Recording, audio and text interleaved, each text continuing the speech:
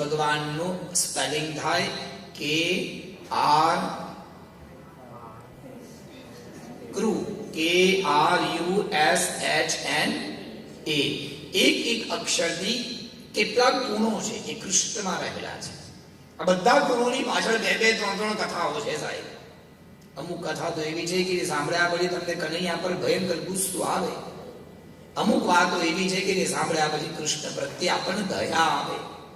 અરે બાપરે બાપ, મારે કનૈયા જોડે આવું થયું.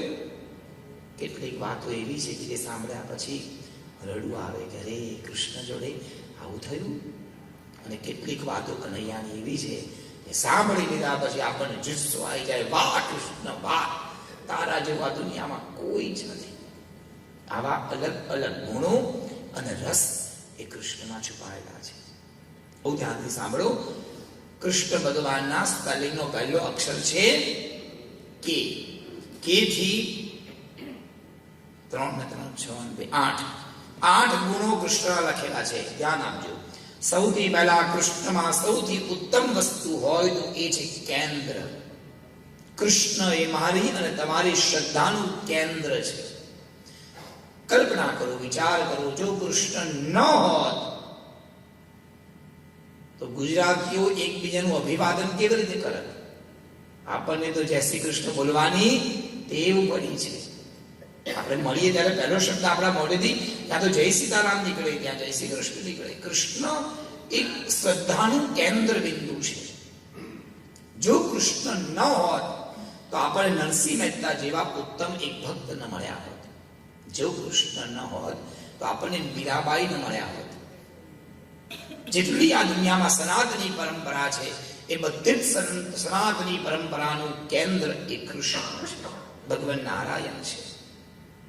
કેથી કેન્દ્ર. બીજી વસ્તુ કૃષ્ણની સૌથી પ્રસિદ્ધ છે આ દુનિયામાં અને એ છે કર્મવાદ. કર્મ કૃષ્ણ ભગવાને જેવું આપ્યું સાહેબ એવો કર્મવાદ ભગવદ ગીતામાં તમે વાંચો. કર્મની પરિભાષા, કર્મની વ્યાખ્યા, કર્મનો સિદ્ધાંત એ કૃષ્ણ ભગવાનનું એક ઉત્તમ આભૂષણ છે.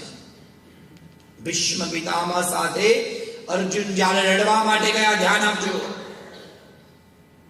ભીષ્મ પિતામહનું આજે અપમાન થયું છે. દુર્યોધને ભીષ્મ પિતામહને કહી દીધું કે હે ભીષ્મ, ખબર નથી પડતી તમે કોના તરફથી લડો છો. તમે પાંડવોના પક્ષમાં છો કે કૌરવોના પક્ષમાં?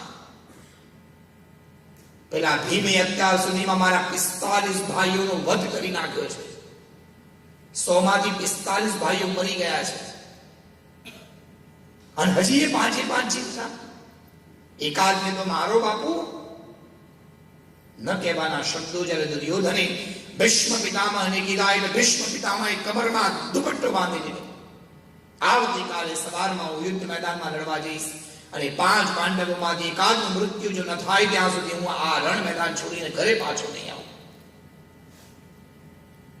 એવી ખુમારી આવી ગઈ ભીષ્મ પિતામહ. આ બાજુ ભીષ્મ પિતામહ તીર મારે, સર સર સર સર સર શૈયામાંથી તીરો જાય અને છિન્ન ભિન્ન કરી નાખ્યું પેલા અર્જુનનો રથ. સર સુંદર ગાંડીવ ધનુષ તોડી નાખ્યું. માથા પરનો સરતાજ મુગટ નીચે પડી ગયો. અર્જુન જમીન પર પડવા લાગ્યો. આખો રથ જાણે તોડી નાખ્યો અર્જુનનો. તમે સાહેબ કલ્પના કરો, જે રથનો સારથી કૃષ્ણ ભગવાન હોય અને જેના રથની પર ધજામાં હનુમાનજી હોય, એવા રથને છિન્ન ભિન્ન કરવો સરળ કામ થોડી હતું, પણ તોય કર્યું. અને ત્યારે ભીષ્મ પિતામહે અર્જુનને કીધું, અર્જુન, આટલી મોટી ગીતા સંભળાવ્યા પછી પણ હજી તું તારા કર્મથી ચ્યુત થાય છે. જો તારે તારું કર્મ ન કરવું હોય તો હું મારી પ્રતિજ્ઞા તોડીને મારું કર્મ કરીશ. કૃષ્ણ ભગવાનની પ્રતિજ્ઞા હતી કે આખા મહાભારતના યુદ્ધમાં શસ્ત્ર નહીં ઉપાડવાનું.